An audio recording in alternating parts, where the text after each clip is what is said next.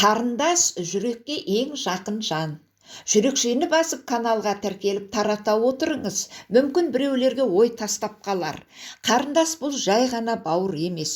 Ол бір үйдің ерке қызы, алақаныңа салып аялап өскен нәзік гүл, жүрегіңнің бір түйірі. Қарындас сенің бала кезгі күлкіңнің куәсі, сырласың, қамқорлығыңды аңсайтын жан. Ол ер жеткен ағасының артынан қарап қорғаныш іздейді. Оның жан дүниесі сенің бір ауыз жылы сөзіңе, ілтипатыңа зәру. Қарындастың көзінде ағасы батыр, тірек, ақылшы. Ал ағасы үйленгеннен кейін көп жағдайда қарындас тасада қалып қояды. Бұрын бірге күліп, бірге ойнап, бірге сырласқан бауыры енді алыстап кеткендей болады. Ол кішкентай жүрекке ауыр соққы. Қарындас бұл өзгерістерді түсінбейді, бірақ сезеді. Сезіп тұрып үндемейді, өйткені ол сені жақсы көреді. Ағалар, естеріңе сақтаңыздар. Сенің жарың, сенің өмірлік серігің, ал қарындасың, қаның, жаның, туыстық тамырың. Ағайын туыс мәңгілік.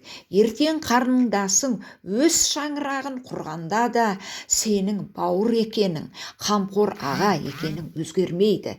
Сондықтан ағасы үйленсе де қарындасына көңіл бөлуі, хәлін сұрауы, қиын сәттерде жанынан табылуы ер жігітке жарасатын ең негізгі ізгі қасиет.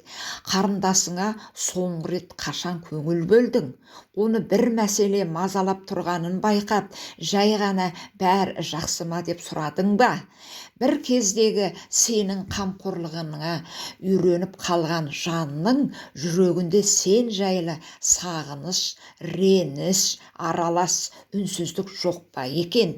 Түсіністік, қамқорлық, қарындасқа деген сүйіспеншілік бұл тұлғалық парыз. Сенің қарындасыңа көрсеткен құрметің болашақта өз қызыңа қайтып келетін өнеге.